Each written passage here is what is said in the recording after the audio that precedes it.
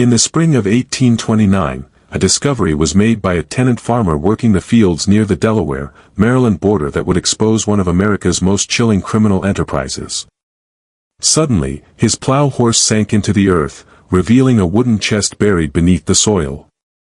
Lying inside were the skeletal remains of what appeared to be a man, his bones yellowed with age and his skull showing clear signs of violence. This was merely the beginning. Over the following weeks, authorities would uncover on this property the bodies of at least 7 people, including 3 children. All were victims of a woman whose name had already become a whispered terror throughout the Delmarva Peninsula, Martha Patty Cannon. For nearly 2 decades, Cannon had operated what historians now call the Reverse Underground Railroad, a network that kidnapped free African Americans and escaped slaves to sell them back into bondage in the Deep South. But this wasn't just about human trafficking. Cannon was also a serial killer who murdered rival slave traders, witnesses, and even children when they posed a threat to her operations. Court records from Sussex County, Delaware, show she was indicted for 4 murders, though witnesses claimed the true number exceeded 20. Before we continue with the story of Patty Cannon and her reign of terror along the Mason-Dixon line, I want to hear from you. From what state or city are you listening? The reach of Cannon's criminal network extended far beyond her Delaware stronghold, touching communities from Philadelphia to the Mississippi Delta. Leave a comment and let me know where you're hearing this story. Don't forget to subscribe and hit that notification bell. These dark chapters of American history deserve to be remembered. A criminal conspiracy that had operated with virtual impunity for over a decade would ultimately be unraveled by the discovery of those buried remains, a conspiracy protected by jurisdictional confusion, racial prejudice, and the simple fact that most of its victims were people whose disappearances went largely unnoticed by white society. Uniquely suited for criminal activity was the area where Patty Cannon built her empire of terror. In the early 1800s, the region now known as Reliance sat at the intersection of 3 jurisdictions, Sussex County in Delaware and Caroline and Dorchester counties in Maryland. This strategic location allowed criminals to literally step across county and state lines to escape pursuing lawmen. So remote was the spot that locals called it Johnson's Crossroads, named for the tavern that would become the headquarters of the most notorious kidnapping ring in American history. Designed for concealment seemed the landscape itself. Dense forests of pine and oak stretched for miles, broken only by marshy lands and small clearings where isolated farmsteads dotted the countryside. Winding through the region was the Nanticoke River, providing waterways that could transport captives silently under cover of darkness. Little more than cart paths were the roads, and the nearest substantial towns were days away by horseback. For someone seeking to operate outside the law, it was an ideal location. Sometime around 1790, Martha Cannon, called Patty by those who knew her, had arrived in this borderland. Court records suggest she was born around 1760, possibly under the name Lucretia Patricia Hanley, though she kept her origins deliberately vague.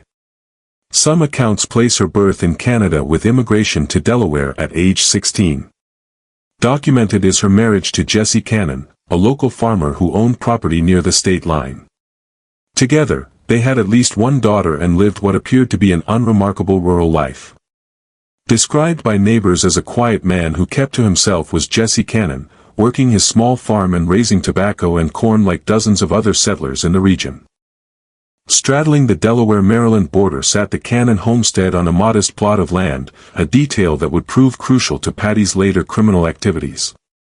A simple 2-story structure built in the common style of the period was the house itself, with thick wooden walls and small windows.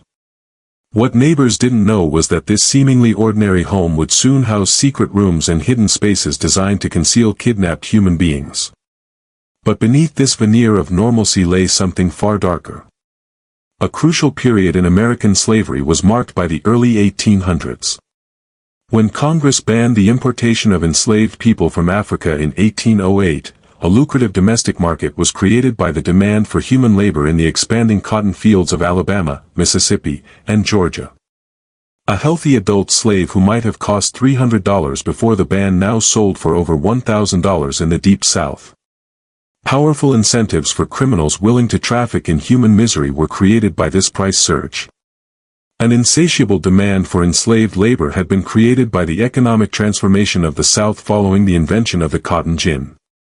Rapidly expanding across the Gulf Coast states was cotton production, and planters were willing to pay premium prices for workers. The legal ban on importing slaves from Africa meant that the only source of new enslaved people was the domestic population, either through natural increase or through the capture and re-enslavement of free African Americans. Particularly vulnerable to these predators was the Delmarva Peninsula. Following the Revolutionary War, many enslaved people had been freed by their owners, either through gradual emancipation laws or individual acts of manumission. Substantial populations of free African Americans who worked as laborers, artisans, and small farmers were had by Maryland and Delaware. In constant fear lived these communities, while legally free. They had no powerful protectors, limited legal recourse, and their disappearances often went unreported or uninvestigated by white authorities who viewed them as less than fully human. Precarious at best was the legal status of free African Americans in the early 1800s. While they were not enslaved, they possessed few of the rights enjoyed by white citizens. They could not vote, serve on juries, or testify against white defendants in most courts. Their freedom could be challenged at any time, and they were required to carry papers proving their status. For criminals like Patty Cannon, opportunities for exploitation were created by these legal vulnerabilities. Into this environment stepped Patty Cannon, a woman who would prove that evil recognizes no gender boundaries. A large, physically imposing woman with unusual strength for her gender is how contemporary accounts describe her. She stood nearly 6 foot tall in an era when most women barely reached 5 feet, and she possessed what neighbors described as an intimidating presence. Reportedly deep and commanding was her voice, and she had a reputation for violent outbursts when crossed. Under mysterious circumstances around 1826, her husband Jesse died. Some later claimed she poisoned him, leaving her a widow with complete control over the family property. By this time, she had already begun forming the criminal connections that would make her name synonymous with terror. Virtually non-existent was local law enforcement in the rural border region, and what little authority existed was often corrupt or simply overwhelmed by the scale of criminal activity. The social dynamics of the region also favored criminal enterprises. Sparse and often transient was the white population, consisting largely of small farmers, laborers, and people seeking to escape their pasts in more settled areas. Little sense of community cohesion was there, and neighbors often minded their own business, regardless of what they might suspect about their neighbors' activities. Crucial to Cannon's ability to operate undetected for so many years would prove this isolation and indifference. The transformation of Patty Cannon from frontier widow to criminal mastermind began with her daughter's marriages in a pattern that would define the next 2 decades. Slave kidnappers were both of the young women's husbands. Her first husband, Henry Brighton, was a blacksmith who supplemented his income by capturing free African Americans for sale in the South. In 1811, Brighton was arrested and imprisoned in Georgetown, Delaware for kidnapping, but he managed to escape from jail that same year. Well known in the local community long before his arrest had been Brighton's criminal activities. As a blacksmith, he had legitimate reasons to travel throughout the region, visiting farms and settlements to shoe horses and repair tools. Perfect cover for his illegal activities was provided by this mobility. He would identify potential victims during his legitimate business calls, noting which families had teenage children or young adults who might bring high prices in southern slave markets. Often crude but effective were the methods employed by early kidnappers like Brighton. They relied on deception, overwhelming force, and the isolated nature of rural life to capture their victims. A common technique involved approaching free African American families with offers of employment in distant locations. Parents desperate for economic opportunities for their children would sometimes allow them to travel with these supposed employers only to discover too late that they had signed their children's death warrants. It was after his escape that the first documented murder connected to the Cannon family occurred. Brighton, working with Patty Cannon and another criminal named Joseph Griffith, ambushed a slave trader known only as Rigdell at Cannon's tavern. Simple but brutal was the plan. Get the victim drunk, rob him of his money and slaves, then eliminate the witness. Court records show that Rigdell was shot and killed during the robbery. Eventually captured and hanged on April 13, 1813, were Brighton and Griffith, but Paddy Cannon escaped prosecution. A significant escalation in the criminal activities centered around the Cannon property was marked by the Rigdell murder. Prior to this incident, the family had been involved primarily in facilitating kidnappings and providing safe haven for criminals passing through the region. A level of ruthlessness that would characterize all of Cannon's future activities was demonstrated by the willingness to commit murder for profit. Disturbing details about the crime are provided by contemporary newspaper accounts of the Rigdell case. The victim had been traveling through the region with a substantial amount of money, estimates suggest between $3,000 and $5,000, intended for purchasing enslaved people in local markets. He had stopped at what he believed was a legitimate tavern for food and lodging. Unaware that he had walked into a trap, the conspirators plied him with alcohol throughout the evening, waiting for the right moment to strike. When Rigdell finally retired to his room, Brighton and Griffith followed him. Neighbors later reported hearing shouting and the sound of a struggle followed by a gunshot.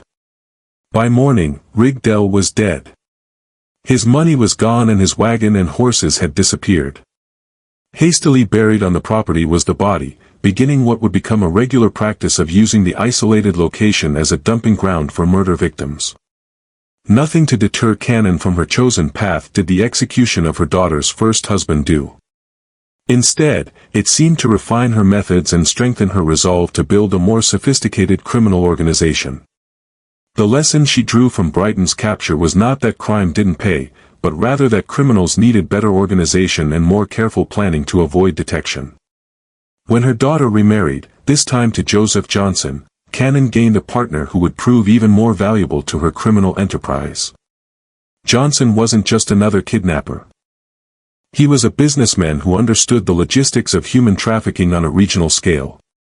He had connections throughout the South, experience in transportation and logistics, and most importantly, the capital necessary to expand their operations beyond simple opportunistic crimes. A tavern located precisely on the Delaware-Maryland state line was brought to the partnership by Johnson. This establishment, which became known as Joe Johnson's Tavern, was positioned so strategically that different rooms literally sat in different states. This geographic advantage allowed them to move kidnapped victims between jurisdictions to confuse pursuing authorities. When Delaware lawmen arrived with warrants, suspects could simply step into the Maryland portions of the building and claim immunity from Delaware jurisdiction.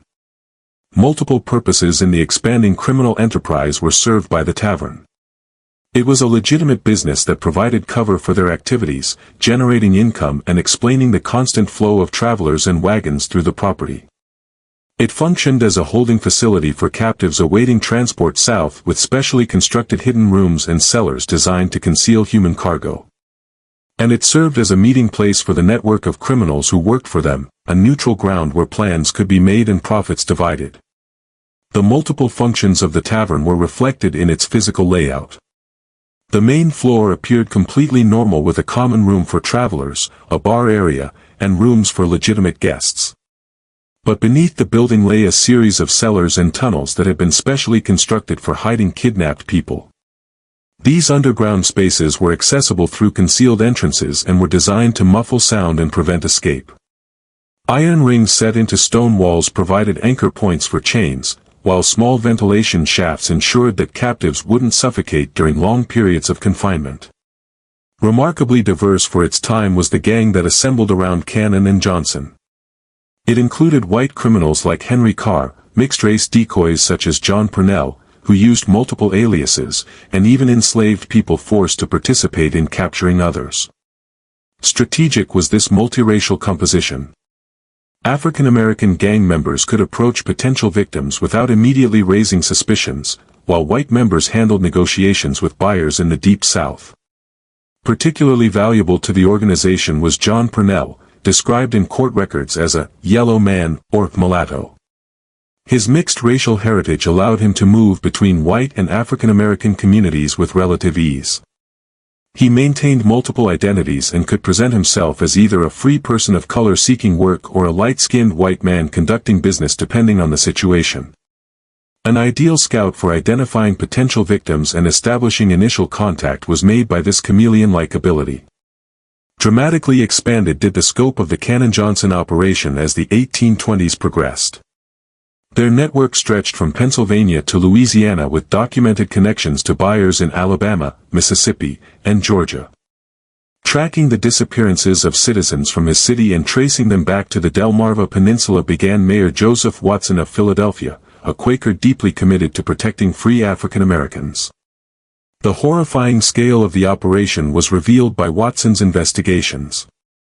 In 1825 alone, he documented dozens of kidnappings connected to the Cannon gang. The victims weren't just random targets. They were often specifically chosen for their vulnerability.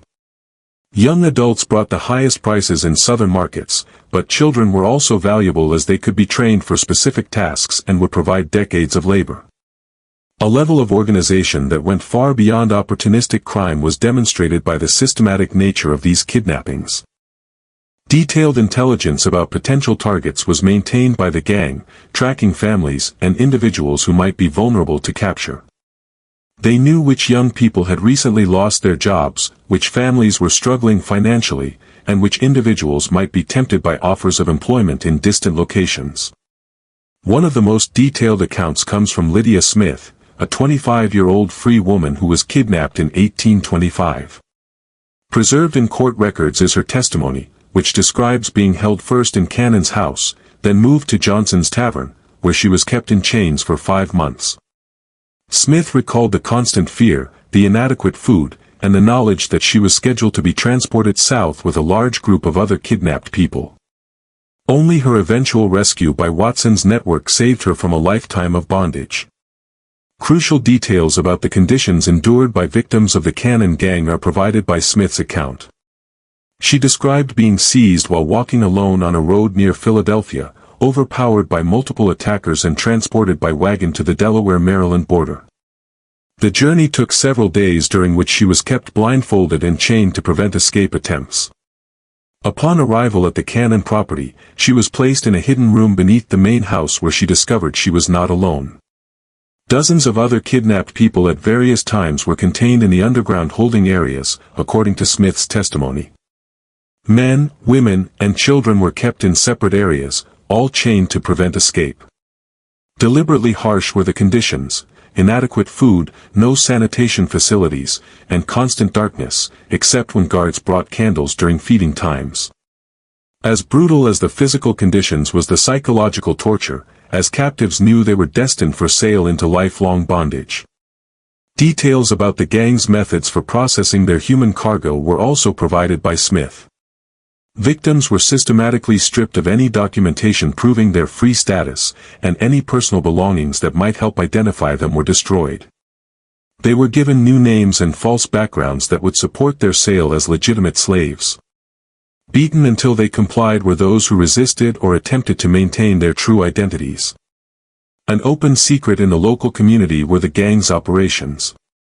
Neighbors knew that people disappeared near the Cannon property, that wagons arrived at odd hours, and that Johnson's Tavern hosted suspicious meetings, but the victims were African Americans in a society where their word carried little weight against that of white criminals. Local law enforcement, when it existed at all, showed little interest in investigating crimes against people they viewed as inherently suspicious. Beyond mere indifference went the complicity of the local white community in the gang's activities. Some neighbors actively supported the criminal enterprise, either through direct participation or by providing information about potential victims. The gang was supplied with provisions by local merchants, asking no questions about the source of their payment. Even some law enforcement officials were suspected of taking bribes to look the other way when suspicious activities were reported. Only when white victims entered the equation did this indifference change. The gang didn't just kidnap free African Americans. They also robbed and murdered slave traders who came through their territory carrying large amounts of cash. These victims were white men engaged in the legal slave trade, and their disappearances attracted the attention that African American victims never received.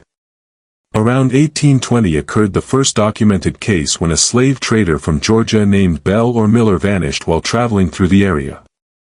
This man had been carrying a substantial sum of money, some accounts suggest $35,000, intended for purchasing enslaved people. He was last seen at Cannon's establishment and his horse was later found in her possession. When questioned, Cannon claimed the man had sailed south with a cargo of enslaved people, but investigators found this story implausible. The beginning of a pattern that would eventually lead to the gang's downfall was marked by the Georgia trader's disappearance. Unlike African American victims whose disappearances generated little official interest, missing white slave traders had business partners and financial backers who demanded investigations. These men carried substantial amounts of money and had planned itineraries that made their disappearances difficult to explain away. Typically brutal was Cannon's method for dealing with these victims. The traders would be invited to the tavern under the pretense of conducting legitimate business. Once there, they would be plied with alcohol and encouraged to discuss their financial resources and travel plans. When the opportunity arose, they would be murdered and robbed, their bodies buried on the property, and their money and any enslaved people they were traveling with would be incorporated into the gang's operations. Substantial were the profits from these murders. A single slave trader might carry enough money to fund the gang's operations for months. Additional income could be generated by selling the enslaved people they were transporting through the gang's southern networks. Most importantly, eliminating these competitors helped the gang maintain their monopoly on criminal activities in the region. From multiple directions was pressure mounting on the Cannon-Johnson gang by the mid-1820s. Mayor Watson of Philadelphia had begun offering substantial rewards for information leading to arrests, and Governor John Andrew Scholes of Pennsylvania was coordinating with officials in southern states to track kidnapped citizens.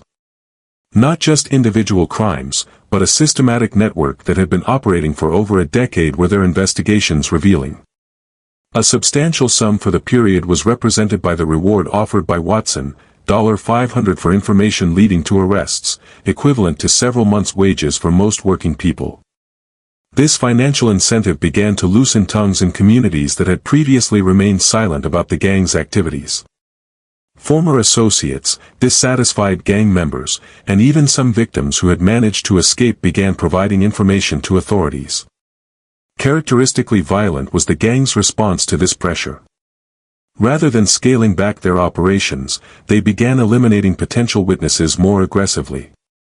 Their downfall would ultimately be proven by this decision as it expanded their list of victims to include people whose disappearances could not be ignored. Patty Cannon's increasingly paranoid mindset was reflected in the escalation in violence during this period. She had built a criminal empire that generated enormous profits.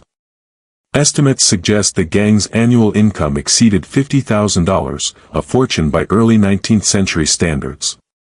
But this success had made her a target for law enforcement attention, and she became convinced that former associates posed an existential threat to her operations. A mixed-race boy named Cyrus James was the most crucial figure in the gang's eventual exposure. Cannon had purchased James as a slave when he was only 7 years old and had raised him in her household. As he grew older, James was forced to participate in the gang's activities, serving as a decoy to lure other African Americans into traps. His intimate knowledge of the gang's operations, combined with his growing revulsion at the violence he witnessed, made him both an invaluable asset and a potential liability. Unique and tragically complex was James' position in the Cannon household. As an enslaved child, he had no choice but to participate in whatever activities his owner demanded. But as he matured, he began to understand the full horror of what he was being forced to do. He was helping to destroy the lives of people who looked like him, people who shared his heritage and his vulnerability. This knowledge created an internal conflict that would eventually lead him to cooperate with authorities despite the personal risks involved. Sophisticated and cruel was the psychological manipulation employed by Cannon to control James. She alternated between treating him as a favored member of the household and threatening him with violence or sale to brutal masters in the Deep South. She convinced him that his survival depended entirely on her protection and that any betrayal would result in his immediate death. This combination of dependency and terror kept James loyal for years, even as he witnessed increasingly horrific crimes. James later testified that he witnessed Cannon murder multiple children on her property. In one particularly horrific account, he described seeing Cannon take a wounded African-American child, not yet dead, from the house in her apron, only for the child to never return. James knew where the bodies were buried because he had been forced to help dispose of them. Not random acts of violence, but calculated decisions based on Cannon's assessment of risk and profit were the murders James witnessed. Children who became sick or injured were killed rather than treated, as medical care would have been expensive and would have attracted unwanted attention. Young people who proved difficult to control or who maintained their insistence on their free status were eliminated as potential sources of trouble. Even infants born to kidnapped women were sometimes killed if Cannon determined they would be more trouble than they were worth.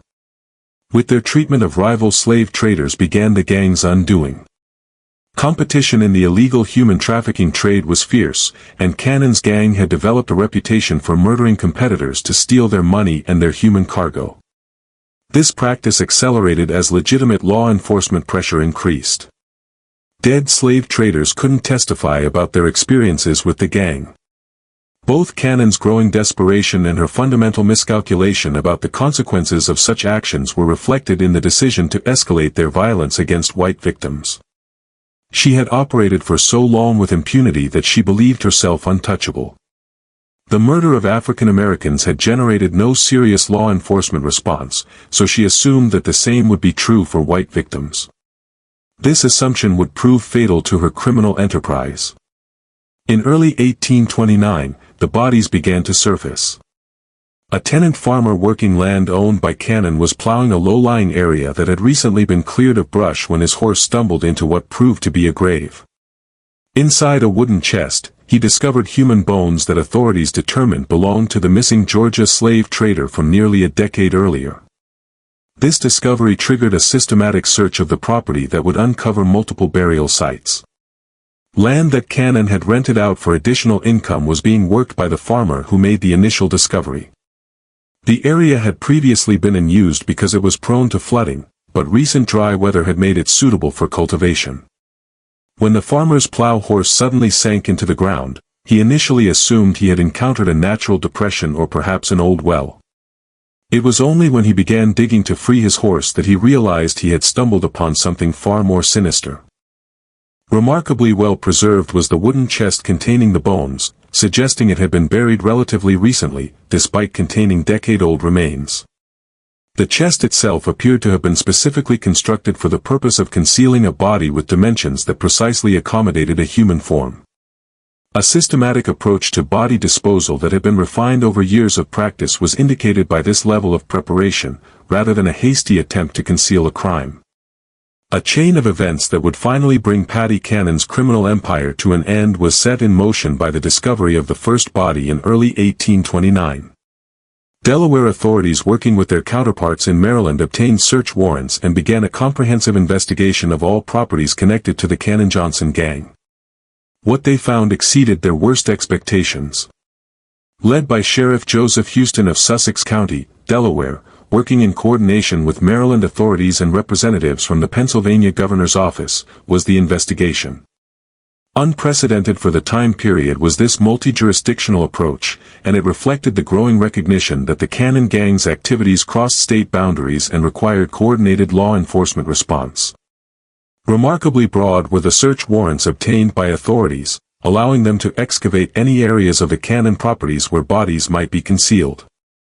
Crucial was this legal authority as it provided protection for investigators who might otherwise have been accused of trespassing or illegal search and seizure. The warrants also specified that any evidence discovered could be used in prosecutions across multiple jurisdictions, helping to close the legal loopholes that the gang had exploited for years. On April 3, 1829, Cyrus James was captured in Delaware. The circumstances of his arrest remain somewhat unclear, but court records suggest he was attempting to flee the region when he was apprehended. Faced with overwhelming evidence and the prospect of execution, the young man, who had been forced into a life of crime as a child, made a fateful decision. He would cooperate with authorities and reveal everything he knew about Paddy Cannon's operations. Not made lightly by James was the decision to cooperate. He understood that his testimony would likely result in his own prosecution for the crimes he had been forced to commit. But he also recognized that continued silence would mean protecting the woman who had enslaved him and forced him to participate in the destruction of countless other lives. Not just a legal strategy, but a moral choice to finally break free from the psychological control that Cannon had maintained over him for years was represented by his cooperation. Devastating was James' testimony. Speaking to a justice of the peace in Seaford, Delaware, he provided detailed accounts of murders spanning nearly a decade. He told investigators that Joseph Johnson, his brother Ebenezer Johnson, and Patty Cannon had shot the Georgia slave trader while he was eating supper at Cannon's house. He had watched them carry the body to a wooden chest and bury it on the property. But this was just the beginning of his revelations. Extraordinary was the level of detail in James's testimony, and it provided investigators with their first comprehensive understanding of the gang's operations. He was able to describe not just individual crimes, but the systematic methods employed by the gang over many years. He knew the locations of burial sites, the identities of other gang members, the routes used to transport kidnapped people, and the networks of buyers and sellers that stretched across multiple states. Systematically, authorities began excavating the Cannon property following James's directions. In a garden area, they found the body of a young mixed-race child. According to James' testimony, this child had been enslaved by Cannon along with his mother. Cannon had killed the child because she suspected the father was white, possibly a member of her own family.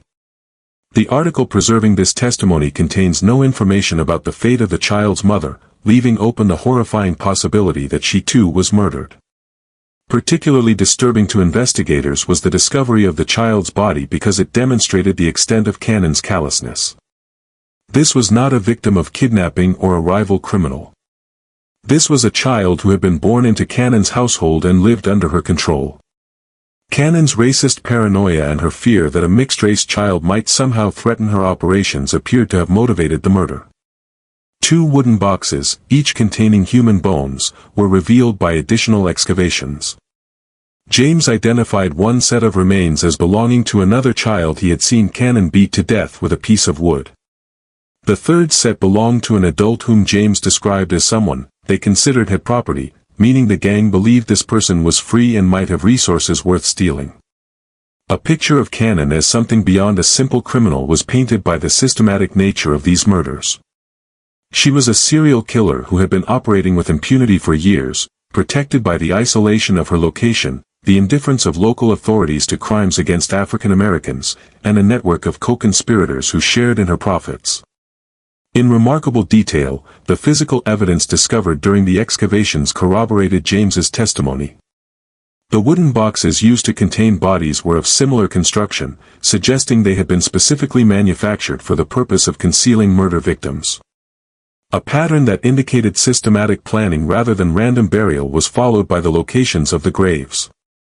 Most disturbing, the condition of the remains suggested that some victims had been buried while still alive. Other witnesses began coming forward as news of the discovery spread. People who had lived in fear of Cannon for years suddenly found the courage to speak. Their testimonies revealed additional victims and provided details about the gang's methods that corroborated James's account. Among these new witnesses was Thomas Freeman, a free African American who had been approached by gang members in 1827 but had managed to escape. Freeman testified that he had been offered work in Georgia and had been traveling toward the Cannon property when he became suspicious of his escort's behavior. He managed to slip away during a rest stop and spent several days hiding in the woods before making his way back to Philadelphia. Significant was Freeman's testimony because it provided insight into the gang's recruitment methods. He described how the initial approach had seemed completely legitimate. He had been struggling to find work in Philadelphia when a well-dressed man approached him with an offer of employment on a Georgia plantation. The wages offered were generous, and transportation was to be provided free of charge. It was only during the journey that Freeman began to notice inconsistencies in his escort stories and became suspicious of their true intentions. Beyond Delaware expanded the scope of the investigation. Authorities in Maryland began examining properties owned by gang members while officials in Pennsylvania coordinated efforts to document the full extent of the kidnapping network. Just when we thought we'd seen it all, the horror in Sussex County intensifies. If this story is giving you chills, share this video with a friend who loves dark mysteries. Hit that like button to support our content, and don't forget to subscribe to never miss stories like this. Let's discover together what happens next in the final chapter of Paddy Cannon's reign of terror. A new approach to law enforcement that would later become standard practice was represented by the coordination between different jurisdictions. For the first time, authorities were treating the Cannon gang as what it truly was, an interstate criminal conspiracy that required federal-level response.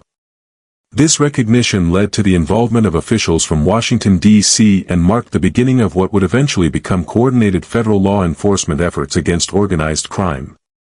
On April 13, 1829, a grand jury of 24 white men in Delaware handed down indictments against Martha, Paddy, Cannon on 4 counts of murder.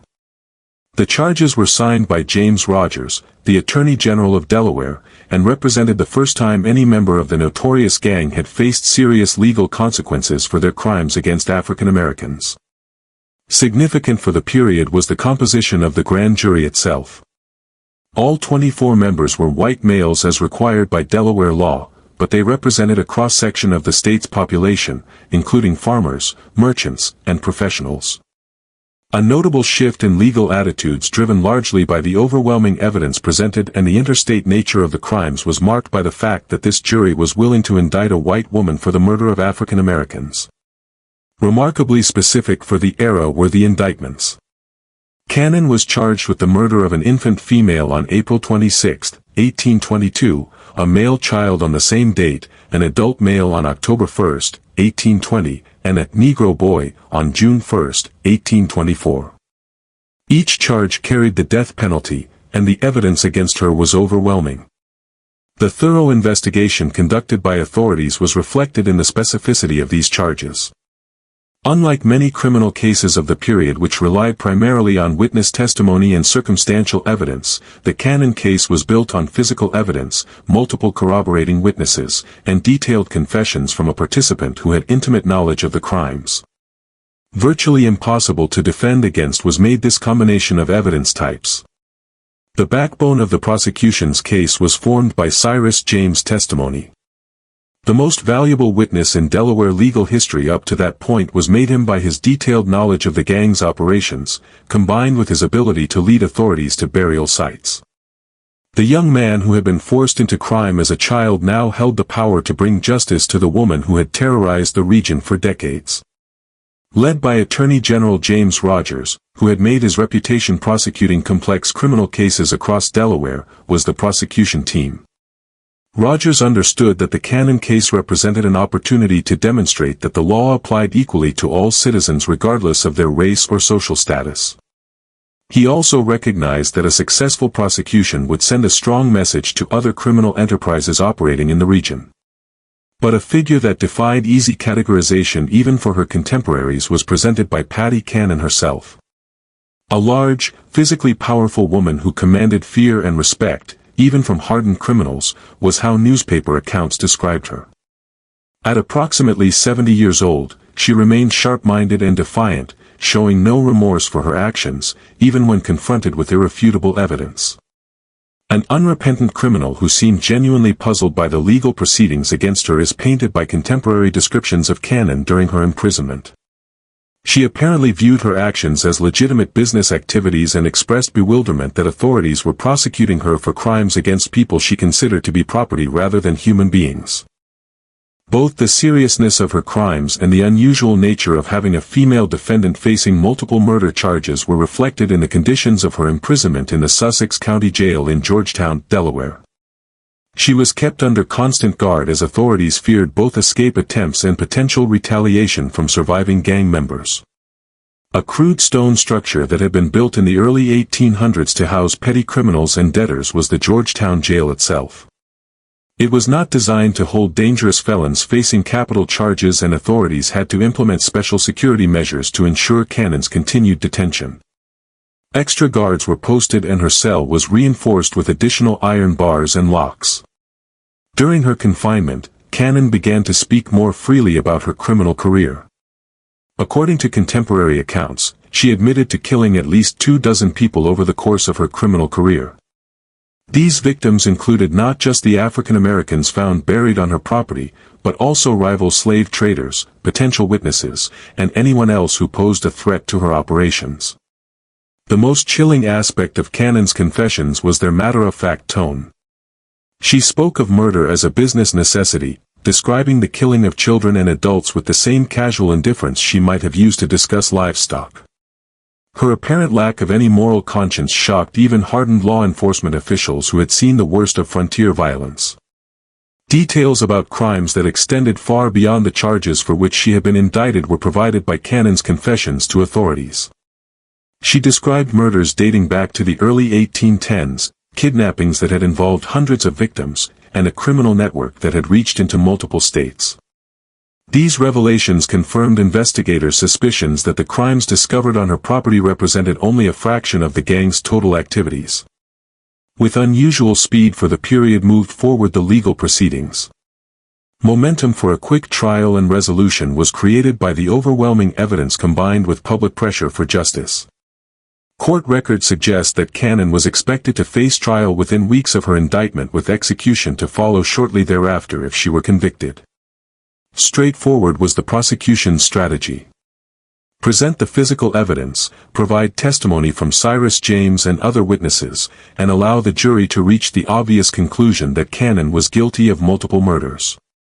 The defense, such as it was, could only argue for mercy based on Cannon's age and gender, though few observers believed such arguments would be effective given the horrific nature of the crimes.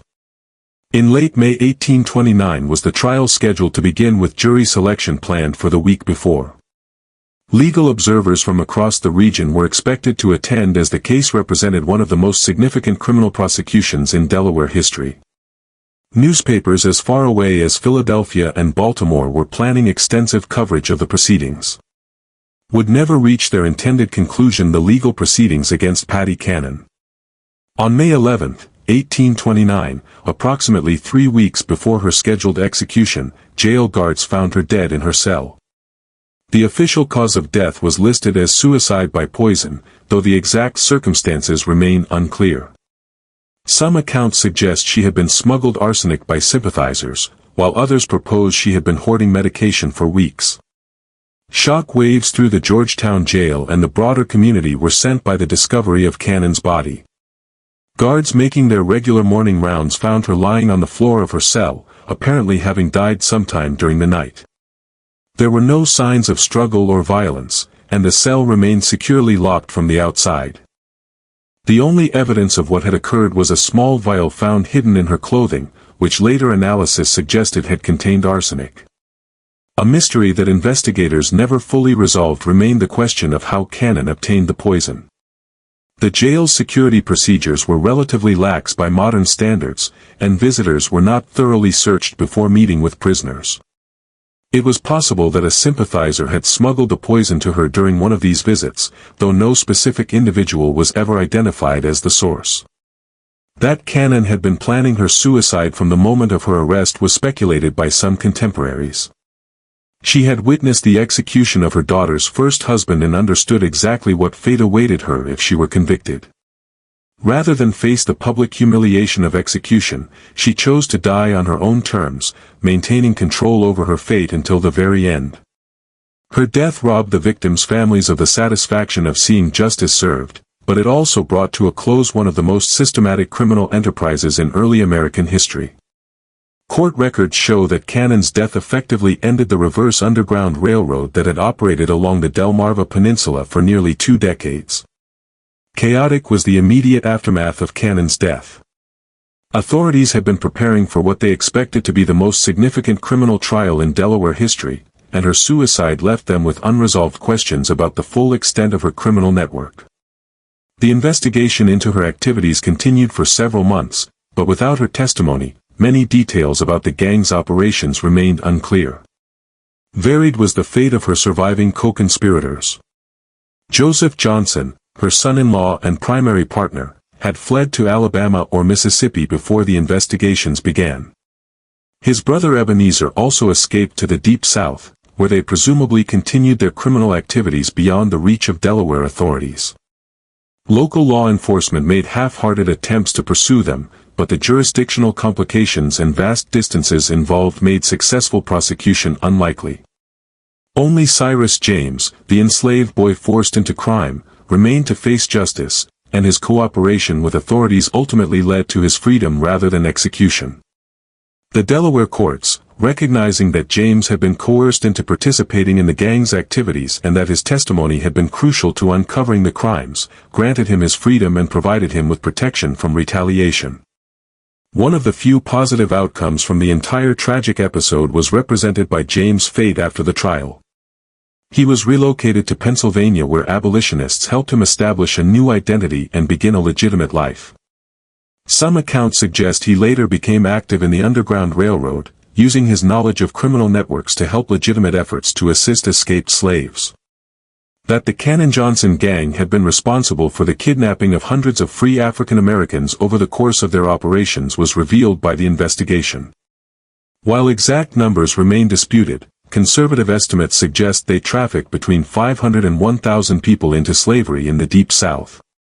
The economic value of these crimes, measured in the prices slaves commanded in southern markets, represented millions of dollars in today's currency. Far beyond simple statistics extended the human cost of these crimes. Each kidnapping represented the destruction of a family, the theft of a life, and the perpetuation of a system that treated human beings as property. Many victims were never recovered, living out their lives in bondage hundreds of miles from their homes. Children were separated from parents, spouses from each other, and entire communities lived in fear of similar attacks. Equally staggering was the geographic scope of the gang's activities. Evidence collected during the investigation showed connections to criminal networks operating from New York to Louisiana. The Cannon gang had been part of a larger system of illegal human trafficking that exploited the jurisdictional confusion and limited law enforcement capabilities of the early 19th century. Initially buried in the graveyard of the Georgetown jail where she died was Patty Cannon's body. The burial was conducted without ceremony, reflecting the community's desire to forget the horrors associated with her name. When that land was later developed into a parking lot in the 20th century, her remains were moved to a potter's field near the new prison. In a bizarre twist that reflects the sensationalist attitude toward her crimes, her skull was separated from the rest of her remains and put on display in various venues over the years. As recently as 1961, it was on loan to the Dover Public Library, serving as a macabre reminder of one of Delaware's darkest chapters. The public's continued fascination with her crimes and their desire to remember the horrors she had perpetrated was reflected in this treatment of her remains, while disturbing by modern standards. Far beyond her individual crimes extends the legacy of Patty Cannon. Her story illustrates the systematic violence that underpinned American slavery, the vulnerability of free African Americans in the antebellum period, and the ways that geographic and legal loopholes could be exploited by sophisticated criminals.